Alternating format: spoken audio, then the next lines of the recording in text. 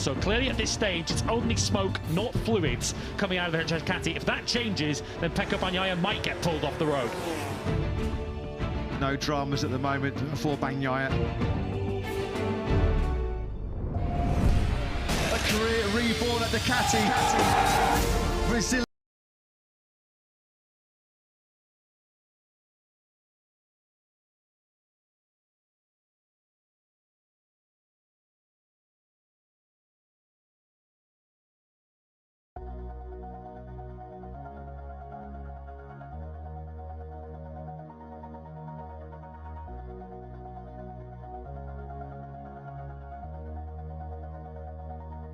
All this time,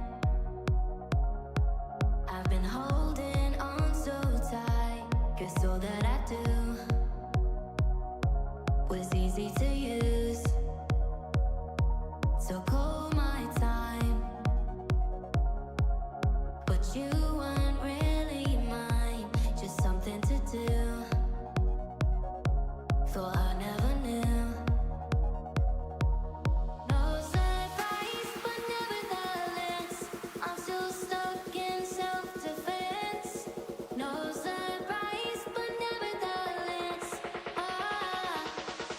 I get lost when I look in your eyes.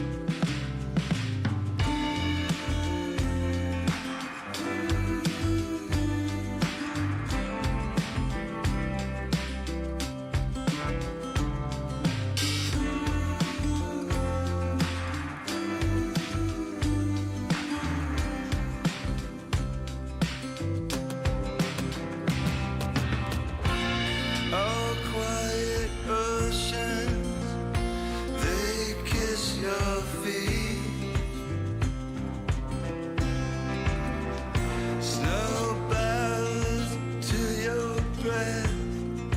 How can I compete?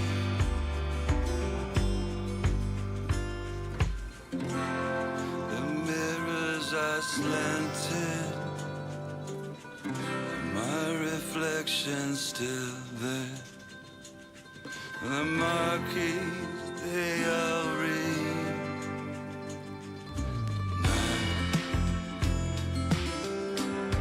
Appearing nowhere,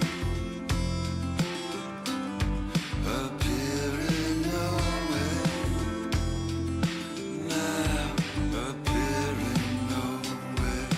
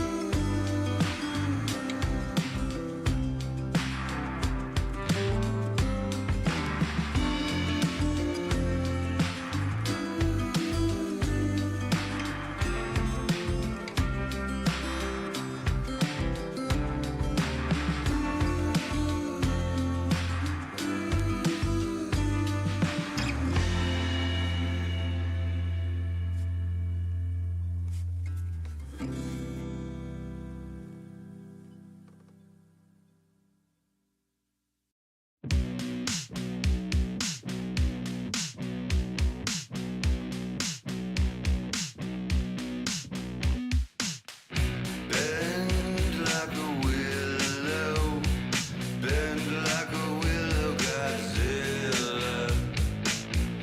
Bend like a willow, bend like a willow, Godzilla. You are my best friend. Let's run through the field. Reach up and touch the sky. Is it really, really, really real? Bend like a willow, bend like a willow, Godzilla. Bend like a willow, bend like a willow, Godzilla. Bend like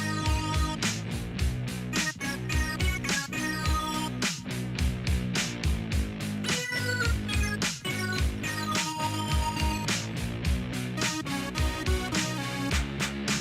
Godzilla. Bend like a willow, bend like a willow, Godzilla. Bend like a willow, bend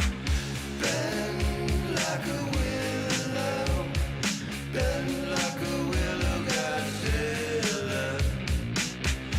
Bend like a willow, bend like a willow, Godzilla. Bend like a willow, bend like a willow, Godzilla. Bend like a willow, bend like a willow, Godzilla.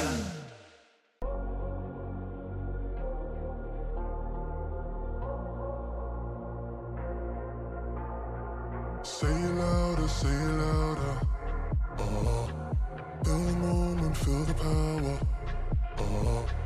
Bring the animal back to life. Bring the energy one more time.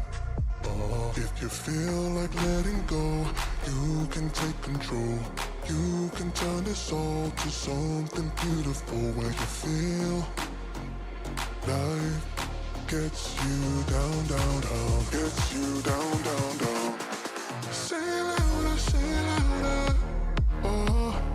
Feel the moment, feel the power. Bring the animal back to life. Bring the energy one more time.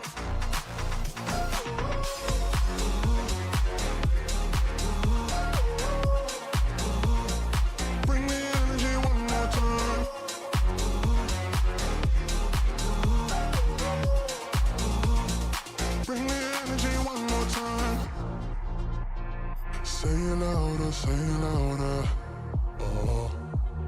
question, you're the answer. Bring the animal back to life. Bring the energy one more time. If you feel like letting go, you can take control. You can turn your soul to something beautiful where you feel life gets you down, down, down, gets you down, down, down. Say it louder, say it louder. Feel the moment, feel the power.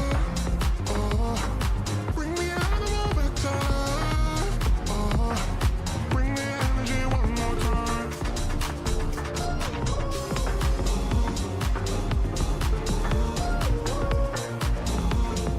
Bring the energy one more time.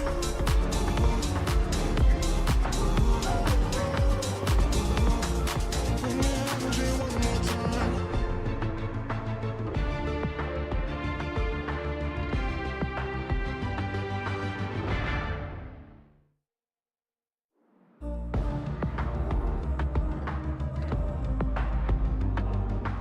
We were sparks on quiet streets, two hearts finding where to meet. Life pulled us apart, left me talking to the dark. If I called you tonight, would it feel the same? Or have we both moved on to different names? Take me back to the start, before the MotoGP has touched down in one of the world's true original motorsports hubs. We are combining the craziness from Jerez to the history of Le Mans as we ready for liftoff on Saturday afternoon with a raft of action to come. Welcome to Le Mans and France. Welcome to Sprint Saturday. Scrolling back where we used to be, half truths in this late night chat, both of us knowing what a life at.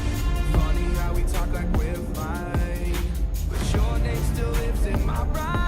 Thailand, Brazil, the USA, Spain and now France. 5 different countries. We are now at round 5 of the 2026 MotoGP season, and what a year it has been so far, right the way through all of the categories, MotoGP, Moto2 and Moto3. Coming up this afternoon as we count down to the Tissot Sprint, Moto3 Qualifying, and what a weekend it's been so far, and we have got a star-studded Q1 coming up. Guido Pini, your winner from Kota, he's in here again. Rico Salmela there as well. Alvaro Carpe is second in the championship, and they're joined by Cormac Buchanan, Joel Esteban, Ryusei Yamanaka, Adrian Cruces, who was fast this morning, Ruche Moodley, Casey O'Gorman, Leo Ramersdorfer, Nicola Carraro and Zen Matani. All of those riders looking to try and be the fastest 4 to join the pole battle. And what a battle we have got coming up, because conditions are pretty perfect to go racing, and perhaps they're going to be the best conditions we have for the remainder of the weekend, with tomorrow's weather looking damp to say the least. You're in the company of myself, Kiko Giles. Lewis Sotheby is alongside me, and down in pit lane, Elliot York is already grabbing the stories. We're going to come to him very, very soon. But Lewis, brilliant to be here. A motorsport mecca, Le Mans. It has the history, it has the atmosphere, and it always has good racing. Good afternoon, mate. Afternoon to you, afternoon to everyone watching around the world. Yeah, this is a circuit that motorsport fans of 2 or 4 wheels dream of coming to. But it's funny how the French Motorcycle Grand Prix has become the premier motorsports event in France, it feels like. Record Friday crowd yesterday. We're expecting another bumper attendance today. It is sold out for tomorrow too for the French Grand Prix. As you mentioned, the forecast for tomorrow is looking decidedly iffy, so our French friends outside in the grandstands enjoying the sun while it lasts. The weather may well be whetting appetites, but it will not dampen anyone's spirits, because Le Mans here for the French GP Oh, if you have never been to a MotoGP event, please, this has got to be on your bucket list. Over 300,000 here last year, close to 80,000 here yesterday. Unbelievable. Lewis, as you say, it is a sellout. There isn't a ticket going spare at all, and if you do find one, you are one very, very lucky fan. Yeah, hold on to it very tightly, because there are many, many people in this part of the world who would give their right arm to be part of the French Grand Prix. As we take a look at Guido Pini, 2 of the top 7 in the Moto3 World Championship, including a winner already this season in the form of Pini in this Q1 session. All 3 classes so far this weekend have been fiendishly close, thousandths of a second covering 2, 3, 4 riders, and Moto3 has not been immune to that. A second covered the top 20 yesterday. It has caught big names out. Guido Pini is one of them. Alvaro Carpe.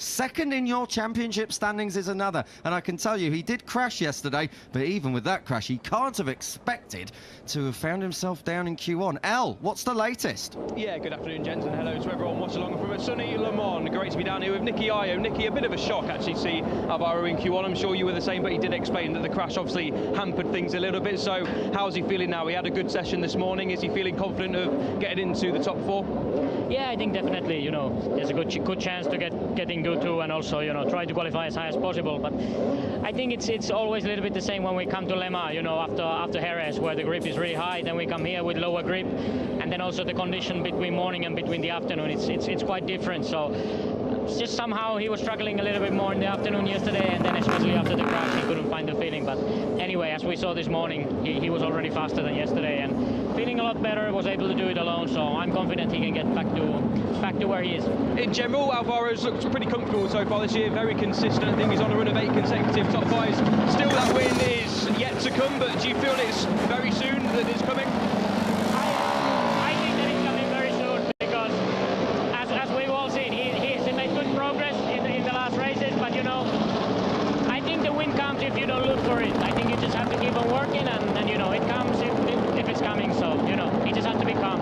And Brian, obviously coming up in Q2 later on, he said yesterday that he's feeling a lot more confident and found some gains in the Jerez test and again yesterday, so see the 51 in Q2 and looking more comfortable now so far this season. I think he really has now made a massive step in the last few races, because I think it's a little bit the same with all the rookies when they come to World Championship, you know, after winning Rookies Cup, after winning Infim Junior.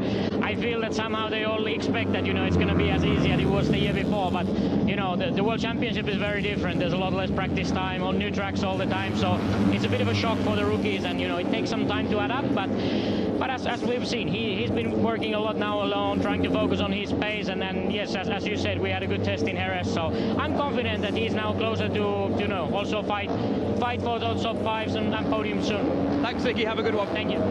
Cheers, El. Cheers, Nicky. Yeah, on Alvaro Carpe, Lewis, he didn't particularly qualify well here last year. 13th didn't stop him coming through to 4th, though, so he knows how to get past riders here at what is a really tight Le Mans. Qualifying important here, perhaps more important than other places. Yeah, he set the fastest lap on the way to that 4th place here last year. It's funny with Carpe so far this season, qualifying hasn't really been the problem. Front row in 3 of the first 4 Grand Prix, but he's gone backwards on each of those 3 occasions when he started from the front row. But to Nicky Io's point in pit lane with El, he had made a big step forward this morning. He was 0.6 of a second quicker in free practice 2 this morning than he had been yesterday in what was, of course, a truncated session for him. Of course, he is lacking a few kilometres out there in comparison to where everyone else is at. Alvaro Carpe is going to be your favourite to move through. You've got to think of that. Guido Pini likewise should be moving through, but he didn't do it last time out, Lewis. And as you point to the screen, this kind of dawdling group packs as well. This is going to be a really scratchy Q1 in terms of track position's going to be vital, and this track is so tight anyway, it's very easy to encounter problems around here. Yeah, pointed to the screen too, because to underline your comments of Alvaro Carpe being the favourite for this session, the rest of the Moto3 field clearly agree with him, because they're all right behind him, with the exception of this young man, Guido Pini, and he's been brought back to earth with a savage bump, hasn't he, since that victory in Austin, Texas. Didn't have the speed at any stage, really, in the Jerez Grand Prix. Qualified, of course, down in 21st after fluffing his lines in this very session, qualifying one, and Pini, to be fair, much closer to the pace. He was 0.8 of a second of the pace in the first rider outside the top 14 yesterday. Of course, it was a very Honda-heavy top 14 yesterday. 5 of them in total made their way automatically through to qualifying 2, so I guess a surprise that Pini wasn't among them. Yeah, Pini, of course, is your winner from COTA, and you've got to say that Guido Pini, finding himself in 2 consecutive Q1s would not have been what he was after at all. Just to go through his qualifying record so far this year, he's been 9th, then 16th, then he was as high as 5th and as low as 21st last time out. So at least, if the sequence is to complete itself, he should find himself on the front 3 rows of the grid. These guys just making their way down towards turn 9. It is, or Pini off at the very least. Pini's been off, he's going across that gravel and across the grass, so these guys are all coming through and having their first laps cancelled. We are hearing that Pini did indeed bin it down through turns 9 and turns 10, so Guido Pini, you can see all the scrape marks on the left-hand side of that bike. He's on the curbs as he comes through, but he gets it down into the apex at turn 9, hits the curb, and I think he just unsettles him and loses the front, and thankfully, because he was far enough ahead, he crashes and comes right back through on the racing line. But Guido Pini, fast reactions, fast thinking, up on his feet, up on his wheels, and safely back out onto the racetrack, but not an ideal start. Yeah, crucially kept the engine in, did Pini. If he hadn't, of course, that might well have been the end of his qualifying session. He's now back up pit lane, is Pini, so there'll be a hasty repair job taking place now down at Leopard Honda. Of course, the benefit, if you want to call it that, of his crash is that he's scuppered everybody else's opening lap. And the other benefit is that, unfortunately for Guido Pini, his mechanics will be used to rebuilding a few bikes in their time, because he has had a few misdemeanors in 2026 thus far on board that Leopard Racing Honda. Pini gets back into the box, explains exactly where the damage is, and the Leopard mechanics, well, they've won a Grand Prix every single year since they've been in the paddock. They've won World Championships. They'll know exactly what to do.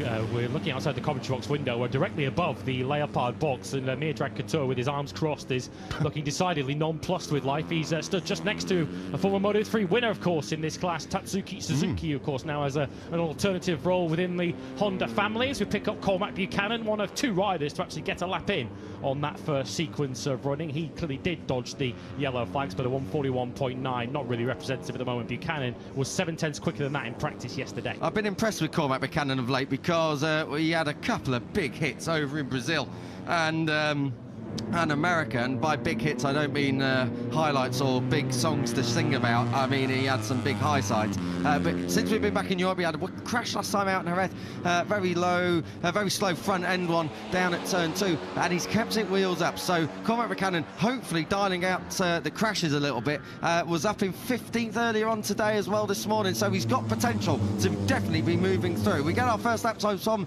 our meaningful riders. Alvaro Carpe, 41.3, 41.1 is your fastest though. From Adrian Cruces, of course, this is the CIB Green Power Team's home GP. Scott Ogden has already found himself up into Q2. Adrian Cruces is looking to put an extra smile on Alan Bronick's face and get both of the Frenchman's bikes up into the Q2 placings for the team's home round. Cruces was flying this morning. He was up in 3rd place. He was in the 140 to 140.5 for Cruces earlier on. The fastest lap of the weekend so far in this Moto3 class was set yesterday afternoon by David Munoz, a 140.211. If you're in the 140s in this Q1 session, you're surely in very, very good shape for a place in Q2. Absolutely. Lap record is down in the 39s, but we haven't been troubling that too much yet, so we'll just have to wait and see how we go later on in Q2. I'll tell you what we've got to say, good to see Rico Salmella back out there, because he had a massive get-off this morning. Tucked the front, there was no contact in the end, went back and had a good look at it frame by frame between him and his teammate Valentin Peroni. It was just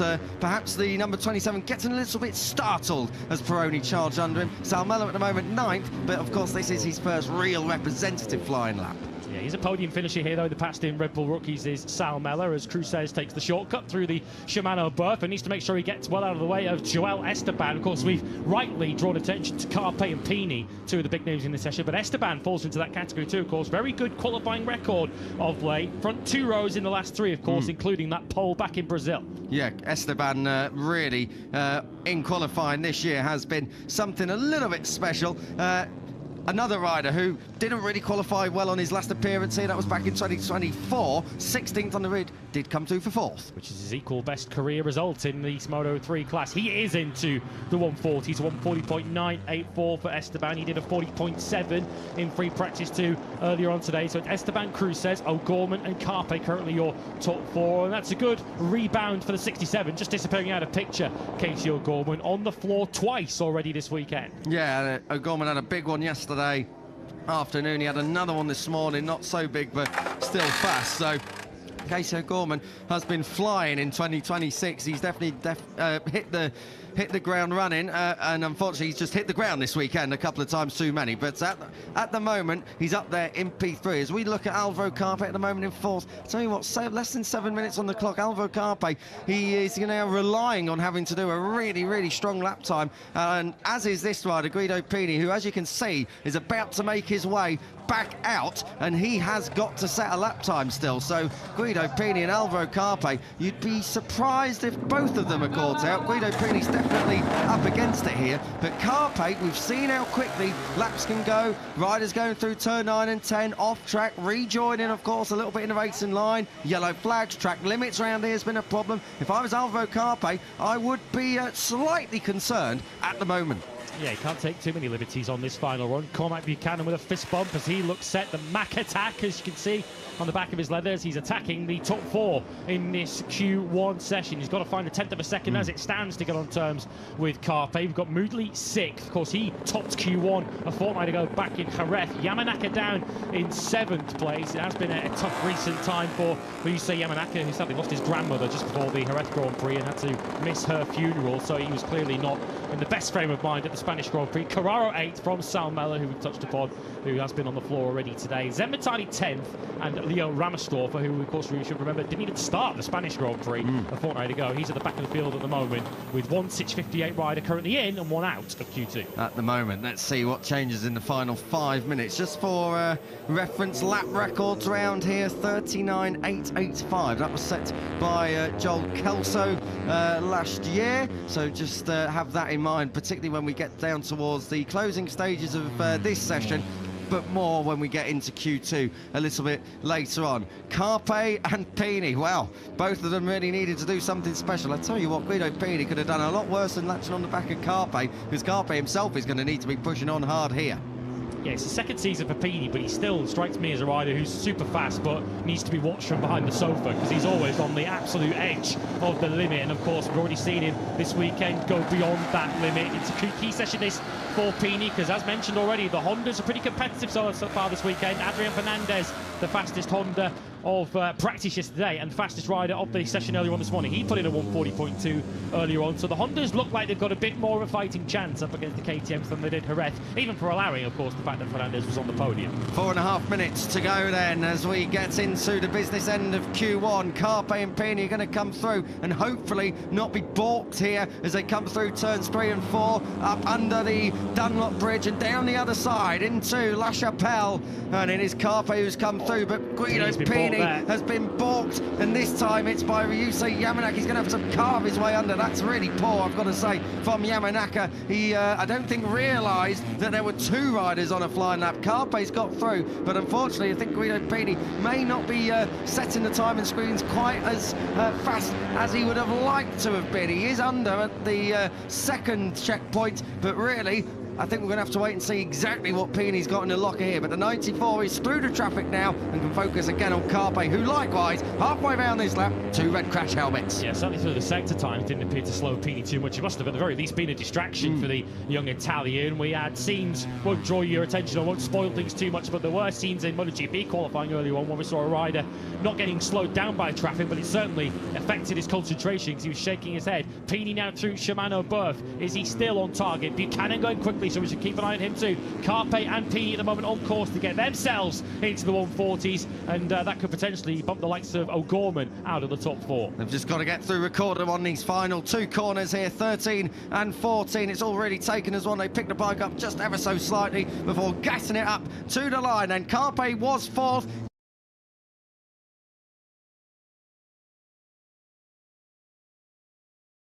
EasyWP makes launching your website fast and stress-free. Get blazingly fast speed, auto updates, and 24/7 support.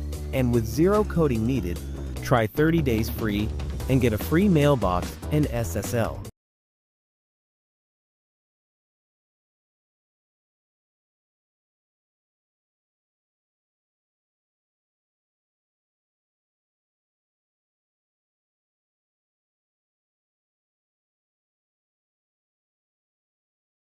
Is them coming down now towards turns 9 and 10, and you can see O'Gorman has got Cruces right ahead of him. These two know each other very well from their Moto Junior days. And some pressure building on Esteban now because his lap's gone away. He took a shortcut somewhere, has bailed out of it, so he's about to be turfed out of the top 4 here. It's not all coming together either for Sal Mella, who's also had his lap cancelled. He's still down in 10th on a 141.9. He's going to have one more shot to rescue his Saturday. This is it, down towards Recordamont. Pini is still on a good lap here. Carpe ahead of him has bailed out, is now at the back of this group. So Guido Pini is looking to try and improve if he can. If he can hold it, he will at least improve his time. And he does improve his time to go second. Now it's third because Cruces has gone in to take P1. So that has put Carpe, who bailed out of that last lap, in fourth. And I tell you what, with 1 minute on the clock, he's on his final flying lap. Alvaro Carpe is in very, very tricky territory here, and we've got yellow flags in sector 3, so that's going to do out Cormac Buchanan's lap time. I wonder who it is. We've got a white dot pause. Is it Zen Matani, who at the moment is going to be at the back of the grid, and indeed it was Zen Matani who's gone down, it looks like, between turns 9 and 10, and we've got the yellow flags now down at turn 6. That's La Chapelle. Cormac Buchanan comes across the line. He was grey all the way through the second half of that lap. He goes and stays in P2. Pini third, Carpe fourth. Cruces is the rider who is at the moment leading the way, and unfortunately Casey O'Gorman is not going to get into Q2. He has crashed out down there at turn 6, a third fall of the weekend for the young Irishman. He's fifth at best. Yeah, I think Carpe might be safe anyway with the yellow flags out, but he will keep pushing to leave nothing to chance. He currently sits fourth. Is there anyone on screens at the moment likely to challenge him? Sal Mella's on a decent first half of the lap. We now pick him up at the bottom of your screens. Yamanaka also not a bad first half of the lap, but he's down in 9th place at the moment. Carpe looking to end any sort of debate about his place as he looks to take top spot from Cruces. This will of course put Pini on the bubble. Sal Mella and Esteban were on laps halfway round, but it's just gone away from Sal Mella, and Esteban as well has just dropped off a little bit more through that third sector. This is the Finnish rider, Sal Mella, coming through 13 and 14. Carpe is who we need to be seeing, and he comes across the line. Alvaro Carpe goes P1 at 140.688. Fantastic stuff from Carpe. A big sigh of relief is breathed in the Red Bull KTM IO camp, because that should see Alvaro Carpe join Brian Uriarte up there in Q2 later on. Cruces does indeed put a smile on Alan Bronek's face for P2. Buchanan fantastic in third, and Guido Pini, well, doesn't face the wrath of Miodrag Couture like he did in Jerez, and does get it over the line in Q1. He will be out again in Q2. Yeah, good lap that from Carpe. Good session overall, and fair play to Pini, given the way his session started. It's not about the journey, I guess, it's about the destination, and his destination is qualifying too, and yeah, it will make a nice Hollywood story, won't it, if he goes on to qualify in the front 2 rows of the grid. Crisis averted for the 94. Yeah, I think there's a little bit of experience there from Jerez. I think if he'd not gone through Q1 for a second week running, there would have been other problems. Further down, obviously, we saw O'Gorman crash at turn 6. He's obviously staying in 5th. Joel Lester had a bit of a shock not to move through there in 6th place. Ryusei Yamanaka, well, his form has really not got going at all in 2026. He's there in 7th, Carraro 8th, Sal Mella 9th, Moodley, Ramersdorfer and Zen Matani, who fell down there in 12th. He's bringing up the rear of the Moto3 field, but they all chase Alvaro Carpe, who was fastest on Friday morning. He was up there in P2 this morning, and now he's going into Q2 this afternoon. Still chasing a 4th front row out of 5. He still has an opportunity to achieve that for Adrian Cruces. He ensures that CIP will have full representation from their 2 riders at their home Grand Prix in Q2. Cruces, 3rd consecutive Q2 appearance for him. Here he is on the screens in the CIP Green Power Box. Buchanan, that's a 2nd Q2 appearance in the season for him. Remember in Brazil, the previous time he was in Q2, he was looking super quick before he had the high side, which really started the dip in form and dip in fitness that he's had in the last month or 2. And Pini, of course, keeps up Well, a solid record for him. Of course, every time he's made Q2 this season, he has generally gone on to achieve through the weekend 5th in the end in Brazil after qualifying 16th. And of course, his best qualifying led to victory back in Austin. And it's going to be interesting to see exactly what Pini can do now. He's going to work with Adrian Fernandez on track as well. I'm sure they'll do a little bit of work together. Likewise, this rider with his teammate Brian Uriarte. You've got both the CIP machines in there, as you say, Lewis. So Ogden's had a bit of pace this weekend. Adrian Cruzes was very, very quick this morning. So there's going to be a little bit of teamwork, I'm sure, when we do get in to Q2 proper. Cormac Buchanan's going to have to do it all on his own because Ruche Mouley did not move through. But everyone else really is going to have a little bit of a playmate. Unfortunately, Matteo Batali, who's already moved on through, will not get any assistance of his teammate down there, Joel Esteban, and likewise Hakim Danish will not be able to rely on Ryusei Yamanaka. Yamanaka 7th. That is a real disaster for the Japanese rider. Yeah, unfortunately, that's following a worrying recent trend for Yamanaka. 3rd consecutive Grand Prix. He's missed out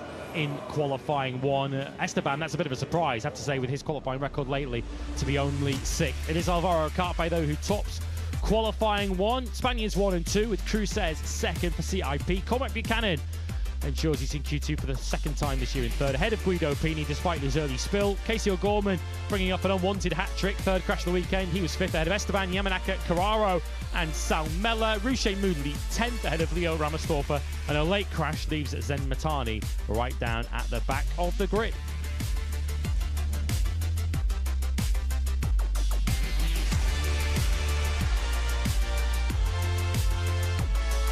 So the 83 quickest in qualifying 1, Alvaro Carpe, 2nd in the World Championship, will be part of the battle for pole in Moto3. 18 riders will battle it out.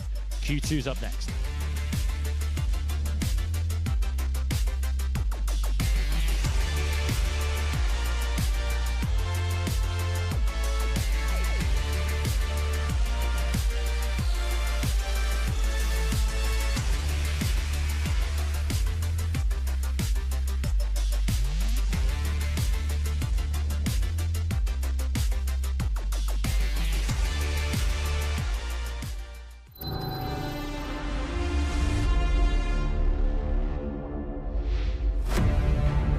Welcome back live trackside here at Le Mans. We are here for the French GP, and what a Grand Prix it's going to be. We are working our way through the schedule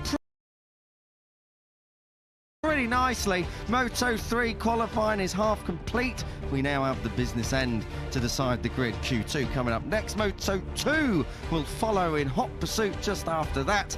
And then, of course, it is your big event of the day, the MotoGP Tissot Sprint, kicking off in just about 2 hours' time. Qualifying 2, then David Munoz leads David Almanza ahead of Marco Morelli, Hakim Danish, Brian Uriarte and Adrian Fernandez. They're joined by Scott Ogden, Max Keeles, Vader Patama, Valentin Peroni, Joel Kelso, Matteo Batali, Jesus Rios, Eddie O'Shea, Alvaro Carpe, Adrian Cruzes, Cormac Buchanan and Guido Pini. The final 4 moving on through from Q1. Qualifying 2 is gonna be an absolute showdown. Can't wait for this one. And I tell you what, we've had a really interesting opening day yesterday, a very interesting morning this morning, and that has been matched up with a perfect Q1. It's particularly perfect if you are in CIP green power colours. L, down in pit lane, who have you got for us? Yeah, it certainly is perfect, with Adrian Cruzes joining Scott Ogden down here with team owner and team boss Alan Bronek. Alan, first and foremost, Adrian getting through Q1. We've just been speaking about it, such a stressful session for you guys. So what does that mean now you've got 2 riders in Q2?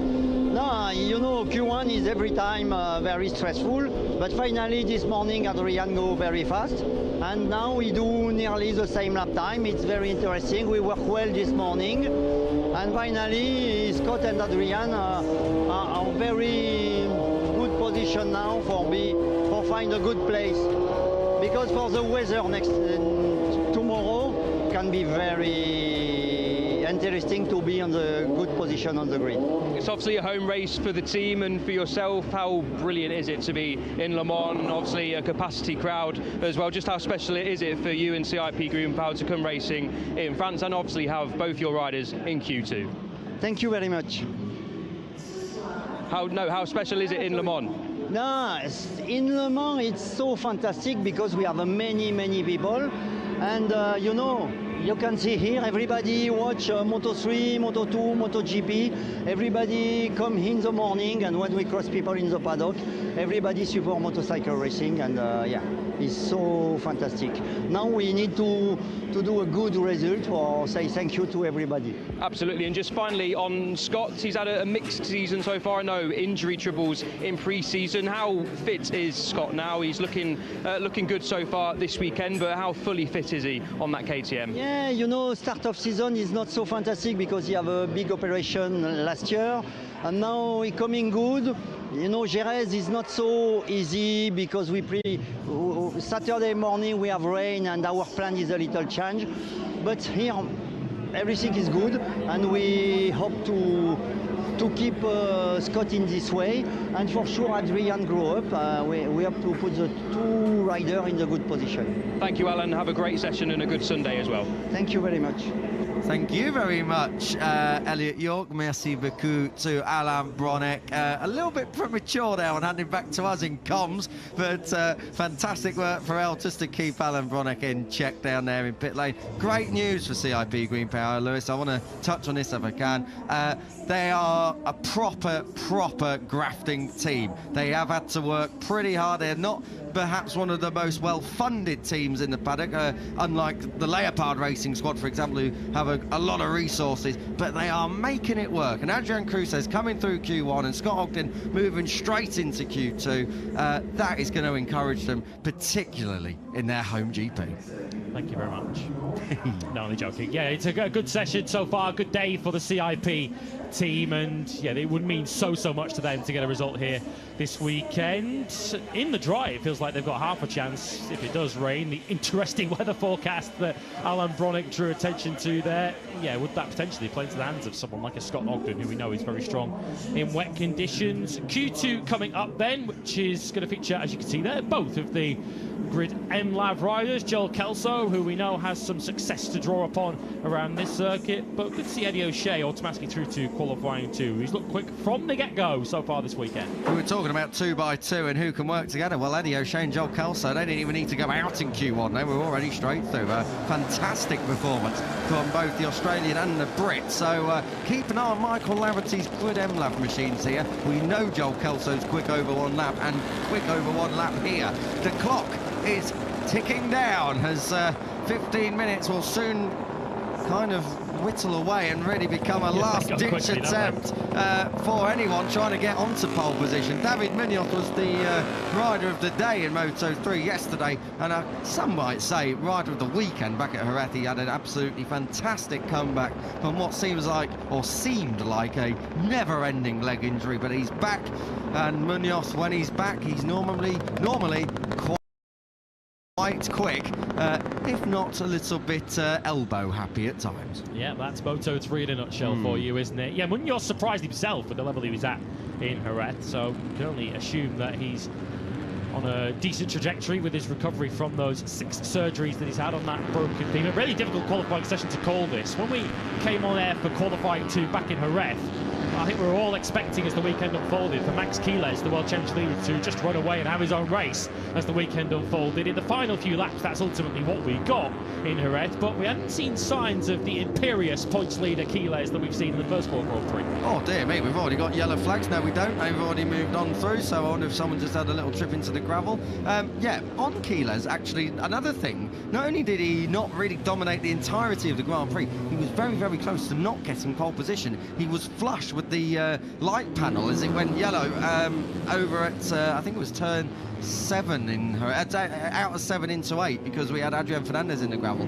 And if he was 10 metres further behind, I think Max Quiles' lap would have gone away, would have been cancelled. So that would have left him down on the 3rd row, Lewis. So we know he's got pace. We know he's got pace on one lap as well. But you don't want to be leaving it late in these sessions, Lewis, because it's very easy to be caught out. And he has been on the floor already this weekend, has Max Quiles. Pole here last year, of course that was his maiden pole in Moto3. He's gone on to take a further 2 since then, including last time out in Jerez, but it certainly feels as if the pack are much closer to him. They're snapping at Quiles' heels this weekend in a way that they weren't in Jerez.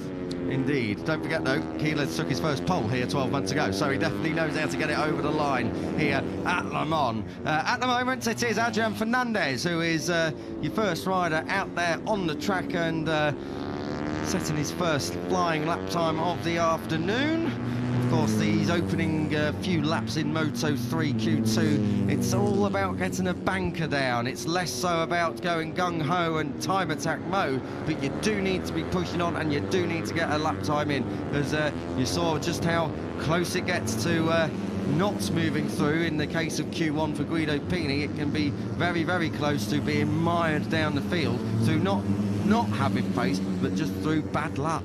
Like Jerez, this is a circuit that the rookies in Moto3 know quite well. Red Bull rookies do race here. This young man won here last year in the rookies, did Brian Uriarte, and he's had the kind of form of a rider who does enjoy this Le Mans Bugatti circuit so far this weekend. 5th overall yesterday was Uriarte on the 51 bike, and there's every reason to suspect that he could challenge the front row today. Yeah, 5th overall yesterday on a 140.598. I can tell you they're going to be going around that, if not quicker. I'm fairly sure the likes of Brian Uriarte we're going to get down towards the 139s today. 41.1 is Adrian Fernandez's opening gambit. Veda Patama 40.8. Pini 41.3. As we take all the Hondas across the line, it seems Morelli now in the KTM 40.6, 40.4 for Joel Kelso, who is just behind Morelli on track. We pick up the number 66 Australian now, who is still looking for his first top 10 come Grand Prix Sunday. Quiles across the line, 40.7 for him. So our opening laps, maybe not representative of where we're going to be. 4/10 quicker than anything Kelso had done so far this weekend, so he's found some big pace on that M-Lab Honda. Of course, Kelso's had a pole position, for wrapping my brains, I don't think the M-Lab team have. No, they've had front rows. They've had front rows, haven't they? But they've not had any pole positions to my reckoning. They've not had a podium either. They've had very, very close results. I think back to Argentina a good few years ago. But I tell you what, they're flying this weekend.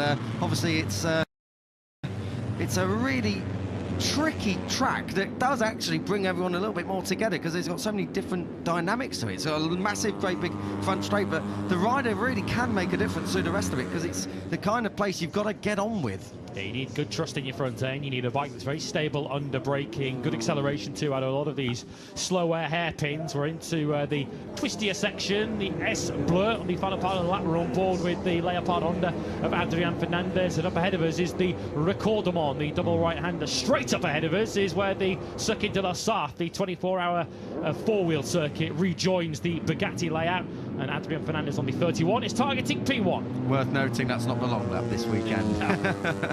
Long laps down at turns 7 and 8, garage route. So no need to peel off to the left as we head down towards La Chapelle. Marco Morelli across the line, fantastic lap from him of 140.280. Not quite as quick as Munoz yesterday. That is Max Quiles on a 140.184. That's a fantastic lap from Quiles, and that is the fastest lap of the weekend thus far. Aspar 1 and 2 then. Good lap from Veda Pratama too at 40.3. The Indonesian currently on the front row of the grid. Of course, he's been a very strong qualifier so far this season, but yet to start on the front row of the grid is the Indonesian. Down towards La Chapelle. Cormac Buchanan hasn't gone out just yet.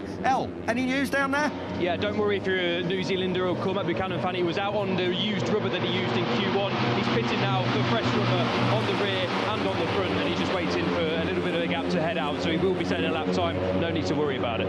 Cheers, Elf. Thanks for that, and let's hope to see Cormac Buchanan in amongst this pole shootout as we pick up David Almanza. We normally talk about in terms of one-lap pace, it's got to be said, but he's down there in 11th place in the moment. He is coming back from that elbow injury, and he's had a couple of crashes as well, Lewis. One down into Garage Vert, that was yesterday, and the other one up at turn 3 today. So David Almanza definitely back, and back with a bit more of a bang than he'd have liked. Yeah, because of the injury that he sustained to his elbow, it is sort of inhibiting him a little bit as he's riding the bike. He did say in Jerez that he couldn't pull the clutch lever fast enough as he was out there on the racetrack, so he's certainly having some issues to try and overcome, which unfortunately he can't fast track. He's just got to wait for his body to ultimately heal up and to build the strength again. Fernandez once again up onto the front row of the grid. He splits the Aspar riders of Quiles and Morelli. At the moment, the top end of the standings is looking fairly similar to the end of the Spanish Grand Prix a fortnight night ago. Yeah, not too dissimilar at all. We just needed Munoz to elevate himself out of that provisional third row start in place in 7th.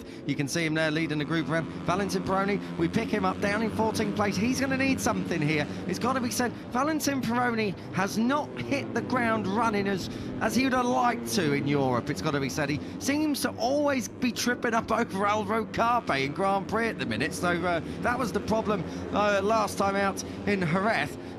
He had a little bit of time on track with Carpe this morning as well. Valentin Peroni at the moment down in 14th and now enters the pit lane. So it's going to be one final push late on in this Q2 session for the number 73 to try and put himself at least on the front 2 rows for his team's home GP. Yeah, home Grand Prix, as you mentioned, for both CIP and for Tech 3. Well, it's Max Keeler's just been keeping his powder dry so far in this weekend. Has been hanging around the lower end of the top 10 for much of this French Grand Prix so far. But when the crucial moment of Q2 has come about, Keeler's has delivered that 1:40.184, and with 6 minutes to go and one more run remaining, surely we're going to get laps in the 1:30s. But as it stands, Keeler's is on course for back-to-back Le Mans poles. Yeah, which will be fine for him if Alvaro Carpe is mired down on the third row of the grid and half a second off the pace. So Carpe at the minute in 9th place, 2 places behind this rider here, David Munoz, who was on the podium last time out at home in Jerez. Just behind Carpe is Pini, your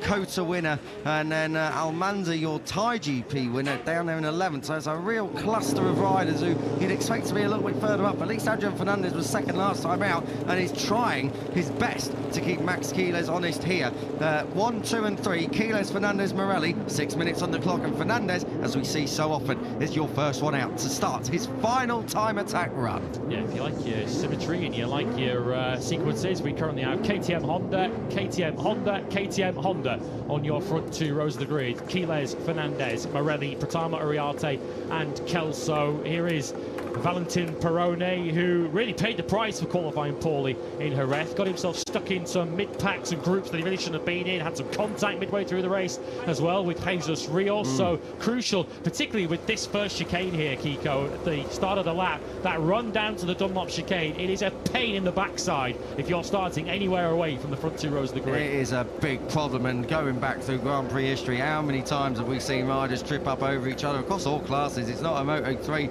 related problem, it's Moto2, MotoGP, I think back a few years as well, even last year when we had Pecco being skittled by an Air Bastianini down there at the first chicane. So it's tricky. Throw in a bit of rain and a bit of moisture, it gets a lot worse. So keep an eye out tomorrow. This is the part of the track we're talking about because it's such a big, fast sweep in, and the actual width of the track is quite big at that point, and it's very easy to rush up the inside. So just keep an eye out tomorrow. It is the first of many pinch points around this Le Mans Bugatti circuit. Yeah, it's not an easy circuit to escape in either, with the many straights that can bring the pack back towards you if you're trying to make an escape act at the front of the field. Here is Guido Pini, still wearing some of the battle scars from his spill in qualifying 1, as he currently sits, where does Pini sit? 10th at the moment, front of row 4. Probably run out of clean leathers. The amount of times he's been on the deck this year, Guido Pini must have rubbed a few leathers up the wrong way, as well as, it's got to be said, a lot of fairings. But at the moment, he's faring not so badly in the top 10, which at least keeps up his record of when he's gone through Q1 to get to Q2, he does at least get it in the top 10. Cormac Buchanan's on his first official, I guess, representative time lap of the Q2 session. Buchanan did a 1:40.734 in qualifying 1. If he can replicate that now, that would put him up into the top 10. But I guess given that he's just got the one fresh tyre available to him in this Q2 session, perhaps exercising a bit of caution on this first lap. He needs to be there at the checkered flag to try and get the best of the track conditions in what are fairly hot conditions now. When they were out on track this morning in Moto3, track temperature was down in the teens. It's now up into the 30s. Yeah, perfect for setting a time attack lap as well, I've got to say. It's not too hot, everything's performing in its optimum range. It's got to be... Oh dear me, he's taken the tyre warmer. Jesus Rios is going to hit the track with a tyre warmer. I don't know if he knows. Guido Pini's trying to tell him here. He pull nods, over, he, Jesus. nods, he nods in acknowledgement. He's saying, I think he's saying, I know, mate, I know.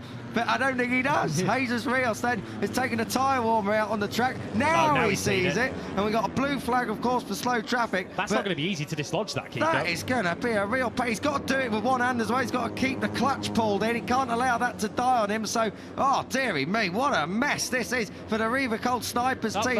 And they've got it done. Oh, now he's lost the engine. I think he stalled it. So, problem after problem for the number 54 of Jesus Rios. They're going to have to take that bike now behind the wall and restart it from there. Of course, new rule for 2026, if you lose the engine, you've got to go behind the wall onto the service road and restart from there. We've only got 2.5 minutes remaining. And I'm not sure there's an easy access point now. I think you've got to go out towards the right-hand side, but past the gravel.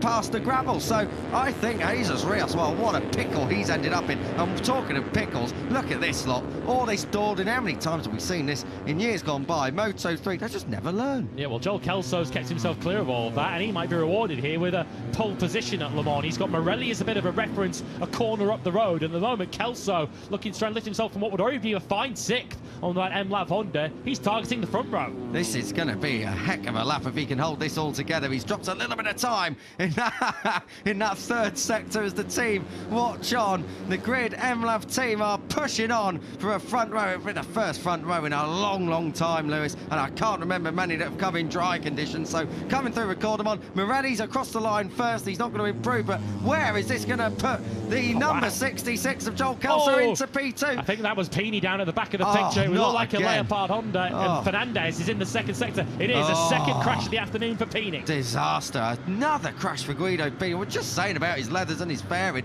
Guido Peony's gone down. That'll be yellow flags for a few of them. At least he's got him back up on his wheels. And well, I think that's it. There's no way he's going to improve from there because he's already lost all his momentum going on to the front stroke. So 11th at best for Guido Peony, who once again manages to find the gravel trap in Le Mans. So disaster for Peony. On the other side of this Leopard Honda box, though, Fernandez is charging through this third sector now. Comes across the line. He's in touch, but he's not going to go P1 if he holds that. But he's good in that last sector. Carpe likewise on it. Keyless, not a personal best or session best, but 15,000's out and in touch. Our fans in Southeast Asia might be getting excited because Hakim Danish and Vader Pratama are both up at the halfway stage. Keep an eye on that particular pair as Fernandez now attacks the line. He will get one more shot at this, and he needs it because he didn't improve. At the moment, we've got Hondas 2 and 3. Munoz and Carpe on great laps. Carpe's in the third sector. I think Munoz's following him, so Carpe is going to be coming through turns 9 and 10 very soon. Indeed, he is. He's just getting under Scott Ogden, so that's fantastic stuff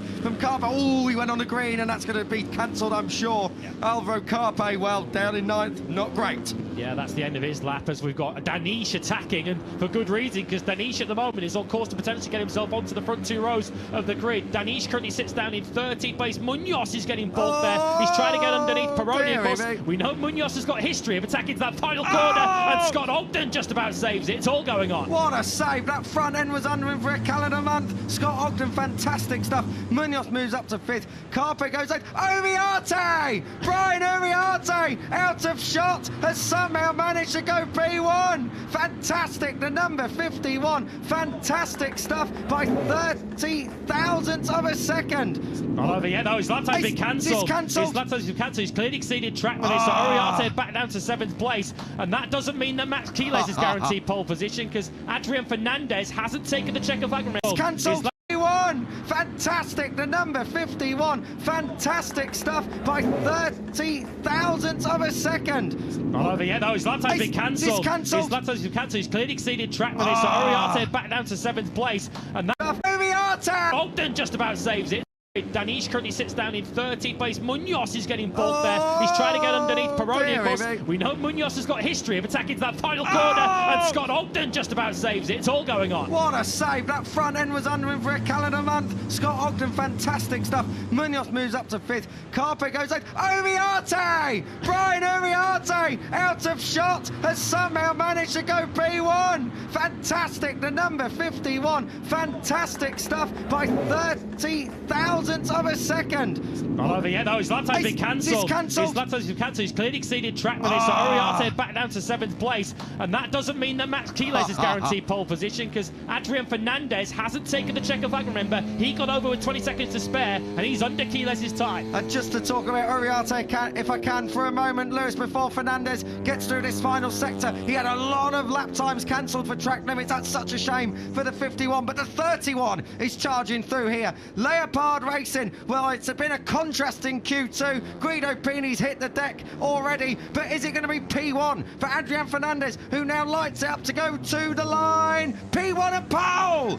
Adrian Fernandez gets Mildred Couture's team celebrating. It is going to be a French GP pole for Adrian Fernandez, who denies Max Quiles at the death of the session. Fantastic stuff, and a big shout out as well in third. Michael Laverty's team have representation on the front row. Joel Kelso, the number 66, is going to complete that front row in third. He's going to go up towards turn 1, 2, and that big braking area tomorrow with the opportunity to perhaps lead on that Grid M Lavonda. Pole number 4, though, for Adrian Fernandez. Of course, first pole since he was on pole for the final race of last season in Valencia, and we know what happened there for the number 31. Quiles second, and as mentioned, a brilliant front row for Kelso. Morelli, Munoz and Pratama on the second row. Just didn't come together in the final sector for Pratama. And of course, Uriarte paying the price for playing a few too many liberties with track limits. His punishment is 6 places. He goes from pole back to 7th. Unbelievable. What a flurry of action right at the end of that session. Brian Uriarte, such a shame for him to lose that lap.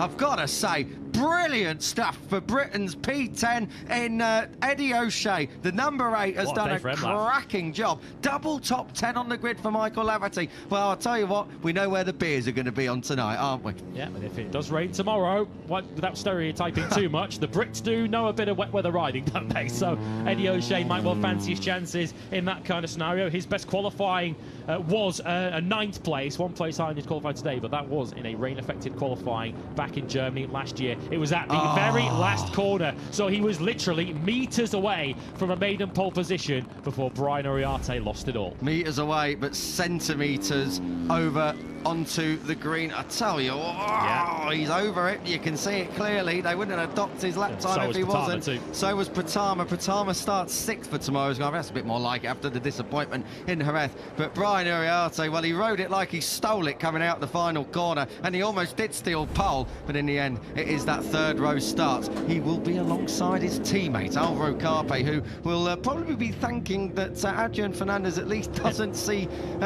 Quiles, doesn't allow Quiles to see a clear view up towards turns 2 and 3, because Quiles on pole and Carpe down on the 3rd row. That bodes very, very poorly for the 82, but Fernandez just ruins Quiles' party. It could have been a lot worse, couldn't it, for Carpe, of course, starting the afternoon in qualifying 1, so he's rescued it to a certain extent, starting on the middle of that 3rd row. O'Shea, Pini, Danish is the 4th row of the grid. Danish looked like he was threatening a front row bid late on before he lost time in the second half of the lap. Almanso, we didn't see a great deal of him in that Q2 session. In the end, 13th for the 22 ahead of Perone, who's 14th on the grid once again after starting 14th at the season opener in Thailand. Buchanan 15th. Rios did eventually dislodge that tyre warmer, but didn't get a lap in at the end. He's stuck back in 16th ahead of the CIP pair. That's a real problem for Jesus Rios, because he's got good pace. He looked pretty decent yesterday. He looked very, very good in Jerez, but that's a bit of an error normally you don't see for